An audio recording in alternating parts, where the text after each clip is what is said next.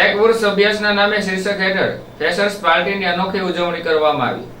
આયરોકુળ charitable trust સંચાલિત SS Gardi commerce કોલેજમાં એક વૃક્ષ અભ્યાસના નામે શીર્ષક હેઠળ ફ્રેશર્સ પાર્ટીની અનોખી ઉજવણી કરવામાં આવી હતી, જેમાં કોલેજમાં નવા પ્રવેશ લીધેલ વિદ્યાર્થીઓને વૃક્ષ કે છોડ મહેમાનો દ્વારા આપી આવકારવામાં આવ્યા હતા।